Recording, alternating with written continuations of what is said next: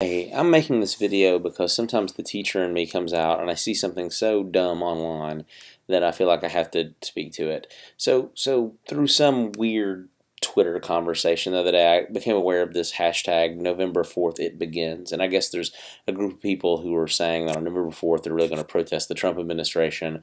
They're going to rally. They're going to really talk about sort of resisting what's happening in Washington. And a number of people who I guess who would probably identify themselves as alt-right are really jumping onto this as saying it's going to be some sort of apocalyptic action by various people. You see comments in here about really it's gun cleaning day because you got to kill these people that are going to come going door to door and bludgeoning people. Apparently, it's all a little bit nonsensical. It's the world of Pizzagate we're kind of getting into here, But the thing that I came across that was so striking was this particular image. And this was purported to be an image that Antifa, I guess, was sharing with their members, or that it's a loose association, to try to rally them around November 4th.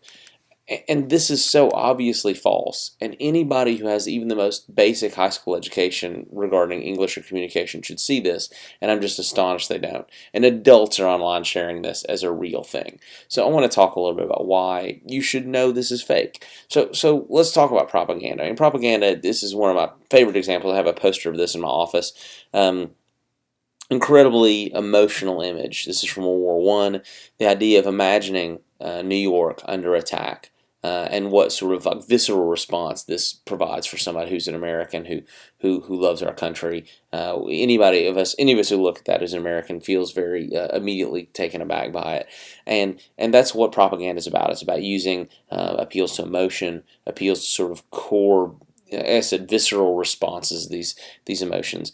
And what you do when you have these things is you tend to portray the enemy in a very sort of nasty way. So here's an example from World War II. Obviously, trucking in a lot of racism here, and sort of this simian imagery around Japanese soldiers saying this is the enemy, but the idea is that the enemy is portrayed in very menacing lights, and then if you see sort of your side, you portray in a very positive light. And propaganda is in this case is not trying to make an appeal based on argument; it's makes an appeal based on emotion and based on sort of a gut level reaction you have to something. And so that's how that works. So here's an example of sort of this is made by the group behind this reviews this November 4th group, and there's probably multiple groups, not one. It's a loose association, I would imagine. But you have Trump and Pence must go. You have Donald Trump's silhouette with a nuclear, mushroom cloud in front of it. So this association of sort of menacing imagery. So let's go back to this guy. So this again is purportedly something that this November 4th group has created themselves, but it's obviously created by people who are opposed to that group, and let's talk about why. Let's leave comrades aside, it's pretty obvious, but look at this imagery. As I said, you tend to show yourself in a positive light and your opponents in a negative light, and this is a particularly menacing imagery, sort of masked with throwing a Molotov cocktail. It's clearly not trying to portray this movement in a positive light. The real smoking gun, though, is in the language here. Again, on November 4th, don't forget to disguise yourselves as patriots, Trump supporters. Let's be super clear.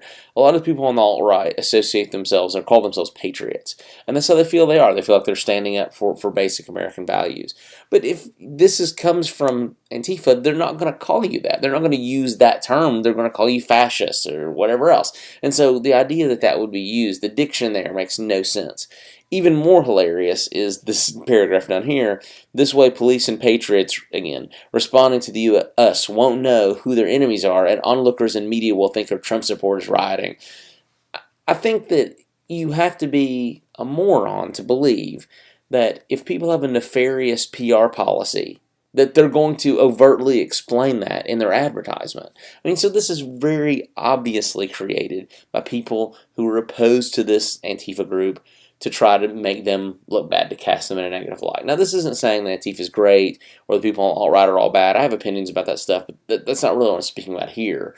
I'm saying this is obviously fake, and if you're an adult and you are past, 16 years old, and you can't read this to be fake, you really, really are owed an apology by the people who educated you, because this is absolutely preposterous. So just feeling this, saying, having taught this, this is something that everybody should know, and nobody should be fooled by.